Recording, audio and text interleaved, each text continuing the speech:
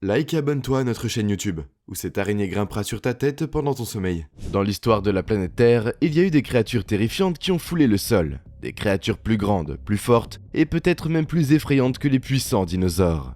Des animaux tels que les araignées préhistoriques géantes, le puissant mégalodon et la légende du dragon ailé. Certains sont peut-être encore en vie. Explorons ces créatures terrifiantes du passé et peut-être du présent. Ce qui les rendait plus intimidants que les dinosaures qui ont régné sur le monde pendant les millions d'années. Voici les animaux qui étaient plus effrayants que les dinosaures. Numéro 1, le mégalodon, le requin monstre. Imaginez un requin préhistorique de la taille d'un bus scolaire ennemi, ouvrant ses mâchoires près de votre kayak.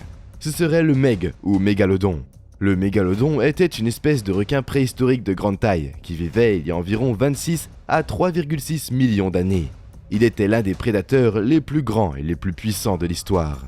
Le mégalodon mesurait de 10 à 17 mètres de long, ce qui signifie qu'il était plus grand que l'ours blanc. Ce qui signifie qu'il était aussi plus grand que le grand requin blanc. Il possédait d'énormes dents tranchantes comme des rasoirs. Ses dents supérieures et inférieures étaient disposées en lames de scie dentelées, ce qui lui permettait de couper même les proies les plus coriaces. D'après des études récentes, le mégalodon s'est éteint en raison de plusieurs facteurs, tels que la concurrence avec d'autres espèces de grande taille, les modifications de l'environnement, le changement climatique et la disponibilité de la nourriture. Les gens disent qu'ils ont vu des requins qui étaient plus gros que d'habitude au cours des 100 dernières années, mais ils ne peuvent pas le prouver. Le mec perdu est toujours là, c'est probablement une erreur, mais quand vous êtes seul sur l'océan, je suis sûr que vous n'y pensez même pas. Numéro 2, Dunkleosteus. Ce poisson monstre préhistorique a fasciné la science depuis le monde entier, en raison de son anatomie unique qui le rend unique en son genre. Dunkleosteus n'était pas seulement bien armé, il était aussi grand et fort. Il pouvait atteindre jusqu'à 9 mètres de long et peser jusqu'à 3,5 tonnes, ce qui lui conférait un aspect impressionnant.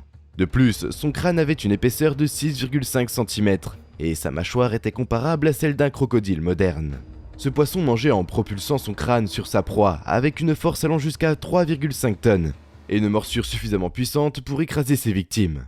Avec l'aide de la paléontologie, nous pourrons un jour percer le mystère que recèlent ces fossiles et tenter de découvrir les secrets de l'histoire naturelle des Dunkleosteus. C'est pourquoi l'étude et la connaissance de ce poisson éteint sont fondamentales pour comprendre le développement et la diversification des différentes formes de vie qui peuplent notre planète. Aujourd'hui, la seule chose que nous ne pouvons pas faire est de mettre de la peau sur les os. Mais les os sont suffisants à nous dire que ce poisson ressemblait à un monstre. Numéro 3, Hélicoprion. L'étrange poisson Hélicoprion avait probablement un mode de vie tout aussi bizarre. Son étrange spirale de dents lui servait très probablement à se régaler des corps mous des calamars et autres céphalopodes, tels que les seiches qui étaient communs dans les mers peu profondes où il vivait. C'est probablement un prédateur embusqué en raison de sa taille et sa mâchoire unique. Il utilisait sa mâchoire puissante et tranchante pour frapper rapidement et mortellement. Sa conception étrange lui permettait également de consommer ses proies plus rapidement. Les dents ont pu l'aider à s'accrocher et à déchirer le corps de ses proies, les consumant rapidement et les empêchant de s'échapper dans un brouillard de leur propre sang. Il a pu aussi utiliser sa puissance pour se débarrasser des requins et d'autres grands prédateurs dans les batailles épiques.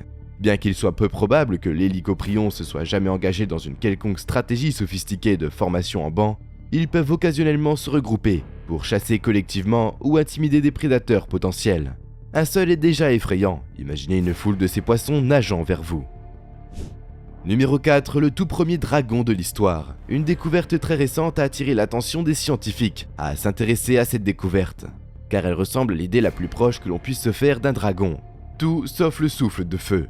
Il s'appelait Papounga Kashoy et a été trouvé dans l'outback australien avec une envergure d'environ 10 mètres, un crâne seul d'environ 1 mètre et 40 dents acérées comme des rasoirs et une bouche en forme de lance. Ce reptile a sans aucun doute jeté une peur effrayante sur les dinosaures juvéniles et les énormes poissons de la préhistoire. Cette nouvelle découverte d'un dragon préhistorique mangeur d'hommes est vraiment incroyable. De penser qu'un tel animal aussi redoutable ait jadis parcouru le ciel de l'Australie. Il semble que les chercheurs ont été en mesure de relier un certain nombre de découvertes incroyables à ce dragon. Avec son envergure plus petite, quelques autres caractéristiques et animaux que nous pourrions découvrir de la préhistoire australienne, ces découvertes semblent de plus en plus effrayantes. Numéro 5, Mégapiranha. Je sais que cela ressemble à un nouveau film d'Hollywood, mais ce poisson a réellement existé. Le Mégapiranha était un énorme prédateur d'eau douce qui vivait en Amérique du Sud à l'époque du Miocène. Il y a environ 12 millions d'années, il faisait partie des plus grands poissons d'eau douce carnivores ayant jamais existé, et était connu pour ses puissantes mâchoires et ses grandes dents acérées. Il mesurait environ 1,2 mètres, son corps était lourdement armé d'une couche de plaques osseuses profondes et ses mâchoires fortement musclées étaient capables d'écraser les coquilles et les os des grandes proies. Le mégapiranha s'attaquait principalement à d'autres poissons, mais peut aussi se nourrir de reptiles aquatiques, d'amphibiens et de crustacés. Ce poisson carnivore était l'un des nombreux types de mégaprédateurs au cours de l'Épimiocène. Sa mâchoire avancée et la structure de ses membres en faisaient un prédateur majeur, ce qui en faisait l'un des prédateurs les plus efficaces de son époque. Malgré sa taille et sa puissance, le mégapiranha a fini par s'éteindre en raison de l'assèchement de ses habitats d'origine et l'apparition d'espèces de prédateurs rivaux plus grandes et plus puissantes. Numéro 6, Smilodon, le tigre à dents de sabre. De temps en temps, nous entendons parler d'une espèce éteinte que nous n'aurions pas été gênés de voir, le tigre à dents de sabre. Un animal à la fois beau et mortel. Le Smilodon est une espèce éteinte de grands félins qui vivait au nord et au sud de l'Europe. En Amérique du Nord et du Sud à l'époque du Pléistocène, communément appelé tigre à dents de sabre ou le chat à dents de sabre.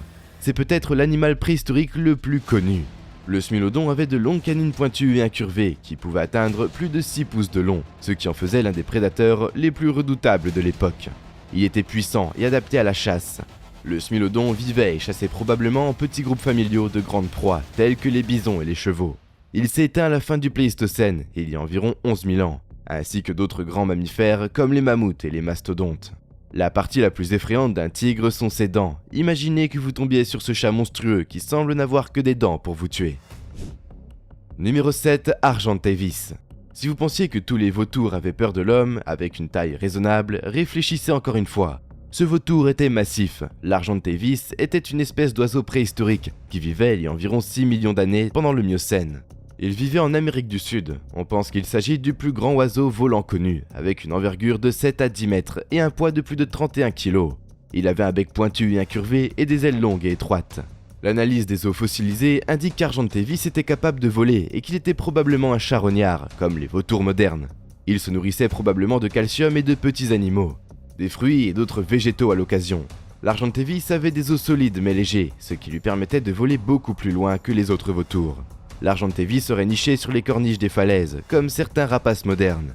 Son énorme envergure lui aurait permis de s'élever au-dessus de ses proies en utilisant les thermiques pour planer sur de grandes distances lorsque l'occasion se présentait. L'Argentavis plongeait pour tuer à l'aide de son bec recourbé et de ses griffes acérées. Rien ne pouvait résister à la vitesse et à la férocité de son attaque. Et nous voilà déjà à la fin de la vidéo. En s'abonnant à Slashcoon, tu deviens automatiquement un ninja. J'espère que la vidéo t'a plu et on se dit à la prochaine pour une toute nouvelle vidéo.